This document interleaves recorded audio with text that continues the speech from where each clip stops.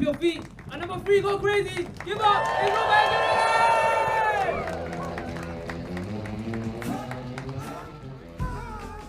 Ooh, hello. It's nice to meet you guys. My name is Robert Enciu, like he said, and I'm a Harry Potter tour guide.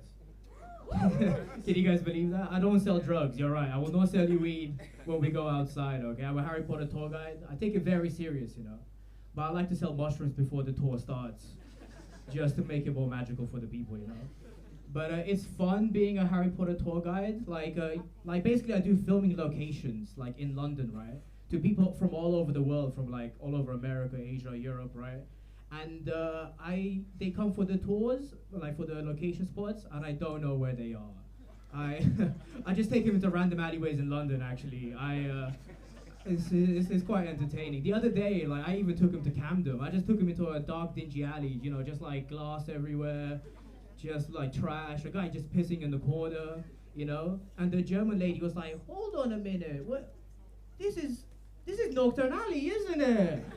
I was like, yeah. You know Harry Potter. That's good. That's good. You know. But the tours is usually for families. Like those are the people that usually come on the tours, right? But sometimes like just like single people come on the tour.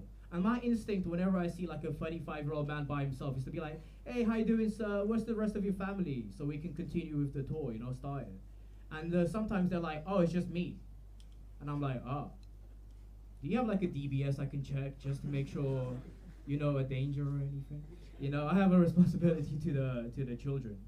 But it's fun. I like doing the tour. Like you learn so much about people from all over the world, and I've been getting into linguistics, right? I've been getting into linguistics, and apparently the language you learn in really influences how you become as a person. Like for example, if you like grow up like speaking English, you're more likely to be entrepreneurial. If you grow up speaking Spanish, you're more likely to be super friendly. And if you grow up speaking French, you're more likely to be a cunt. Just doesn't tip. Like, I don't know why they don't tip. But I've been looking to make money in other ways, guys. You know, I've been looking to get into investing. Anyone here into investing?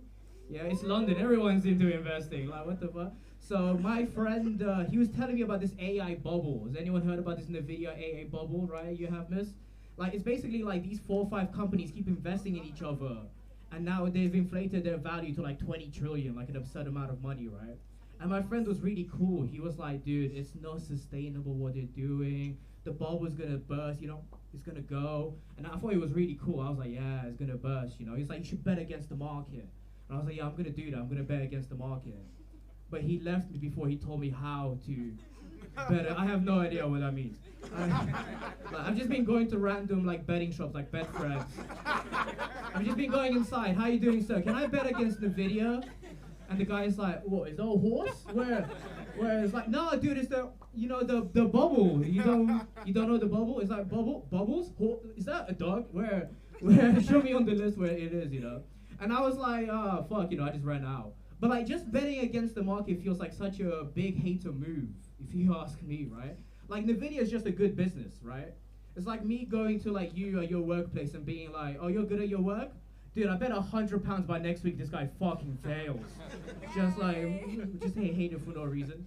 So I decided to do something else. My friend was like, "Just scrap that. Just buy stock in businesses that you think are gonna go up in value."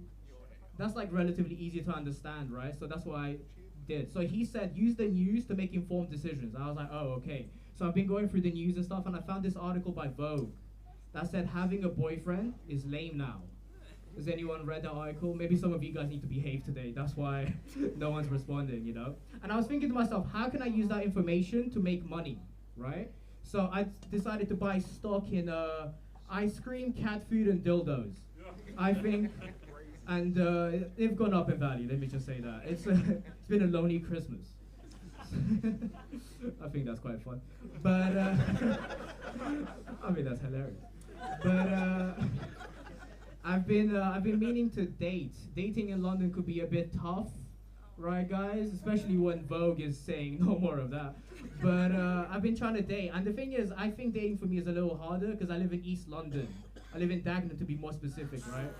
And yeah, all the girls in Dagenham are used to top geezers or top road man, and I'm neither Neither of those, right? You already know, right? I'm just there like, well, I guess there's no one here for me.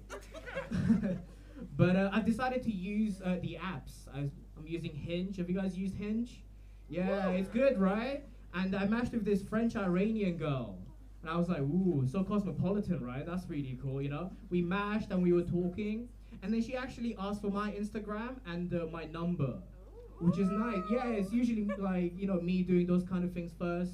And we were talking, and she sent me nudes. Whoa, which is nice because I'm usually the first to do that too. So it was a nice change of pace. And something to know about me, guys, is that I was raised right. If you send me nudes, I'll send you nudes right back. Immediately so. I have very good manners, you know. I was at my friend's house, we were playing FIFA, I got the nudes. I was like, sorry Josh, I'm gonna have to go into the bathroom. And I went into the bathroom to take pictures of my penis, right? But I couldn't get fully erect, guys. I could only get a semi, right? It was too much pressure. It was too much pressure, miss. I felt weird masturbating in my friend's bathroom. And also, the other reason why I didn't get a full erection is because I didn't want to get that full dick, you know, all that testosterone going through my body, you know? And then I go back to FIFA like, all right, we're really going to play now. It's like, oh, I'm going to destroy you. It's like, what the fuck? It's too much energy, right? It's not good, you know? And a couple of days go by, you know, like after like I sent them my dick pics. And I was getting a bit worried. But she started calling me, and I was like, oh, this is good, right? And I answer her, and she goes, brother, I have all of your nudes. Now, I'm sure everyone here has heard a French girl speak at some point, right? They have that weird, like, deep voice, you know, like, it's nice, la je ne sais quoi. It was a Russian man. It was not a French-Iranian girl. It was just a Russian man, you know? And he was like, brother, I have all of your nudes. But before he could say anything else, I was like, wait, dude, please. Can I send you a fully erect penis picture so that if you're gonna blackmail me, it's like fair representation? It's like, you don't want to be the loser of the small dick, what the fuck, you know? And the thing about me is that I'm an optimist as well. I'm a penis half full kind of guy. And I thought that was better. But I'm a penis half full kind of guy, you know? And I went to him, wait a second, can you send that picture to these 5 girls I've been meaning to start a conversation with? I've been trying to talk to them. Okay. You guys have been, the lady here is looking at me like, ew. But, I don't want you to send me a dick pic. Well, I'm not gonna. If you're gonna be mean about it, you can leave, lady. No, I'm joking.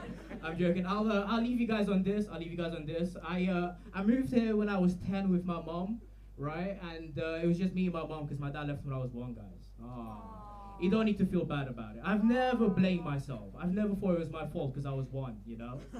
But if your dad leaves you when you're 10, that's on you. Like, you fucked up, you did something bad, and I don't mean to break it to you like this, you know? And I have evidence, because my brother was 10 when my dad left. It was obviously his fault.